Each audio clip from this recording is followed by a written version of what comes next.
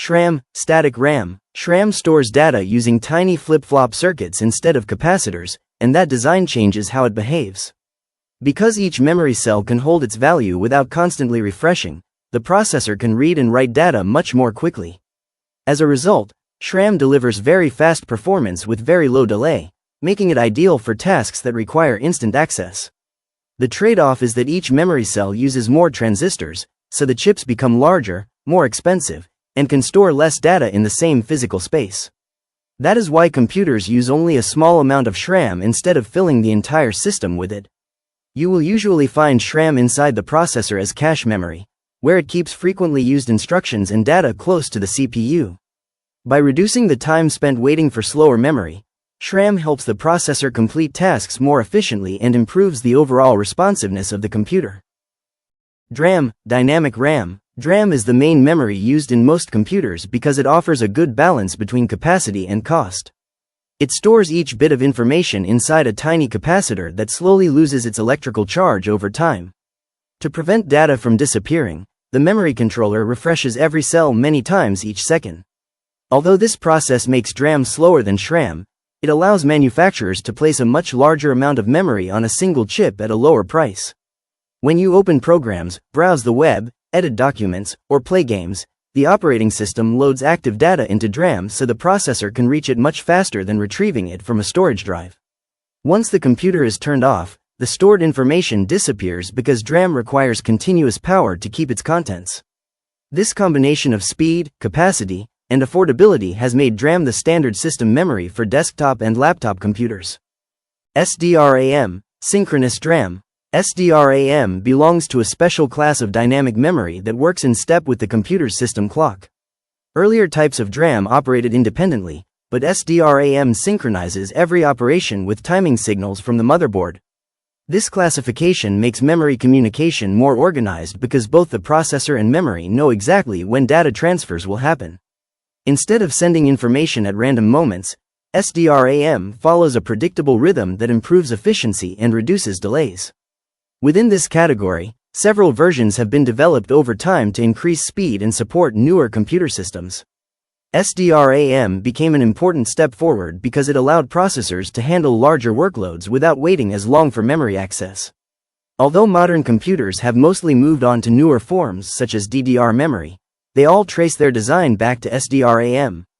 Understanding this category helps explain how computer memory evolved into the faster technologies used today. DDR, SDRAM, DDR, DDR2, DDR3, DDR4, DDR5. DDR SDRAM stands for Double Data Rate Synchronous Dynamic Random Access Memory, and it represents the most common family of RAM found in modern computers.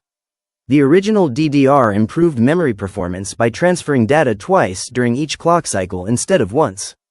DDR2 increased bandwidth while using less power, followed by DDR3, which offered higher speeds and greater efficiency. DDR4 continued this progress with larger capacities, faster transfer rates, and lower energy consumption than previous generations. Today, DDR5 pushes performance even further by supporting much higher speeds, improved bandwidth, and better handling of multiple tasks at the same time. Each generation also introduced physical and electrical changes, which means the modules are generally not compatible with motherboards designed for other DDR versions. As computers became more powerful, newer DDR generations helped keep processors supplied with data quickly enough to match increasing performance demands across work, gaming, and creative applications. LPDDR, LPDDR1, LPDDR5X.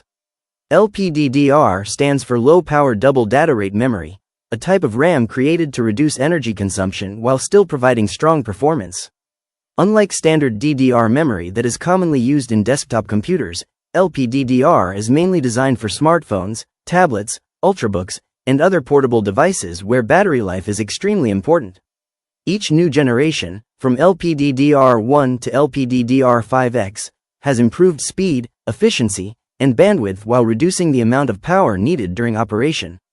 These improvements allow modern mobile devices to run demanding apps, stream high-quality video, and switch smoothly between multiple tasks without draining the battery too quickly.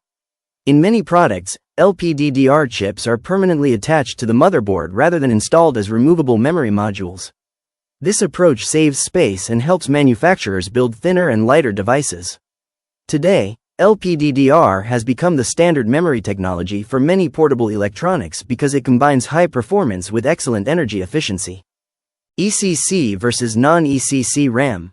ECC RAM and non-ECC RAM are two memory types designed for different computing needs. ECC, which stands for error-correcting code, includes extra memory bits that automatically detect and correct small data errors while the computer is running. This added protection helps prevent crashes, corrupted files, and unexpected system failures during long periods of operation. Because reliability is the main priority, ECC RAM is commonly found in servers, scientific computers, and professional workstations where even a tiny mistake can cause serious problems. Non-ECC RAM does not include automatic error correction, making it simpler, slightly faster in some situations, and less expensive to produce. For everyday activities such as web browsing, office work, entertainment, and gaming, non-ECC RAM provides excellent performance without the additional cost of error correction. Both memory types look similar from the outside, but they are built for different purposes, balancing either maximum reliability or affordable performance depending on the system's intended use.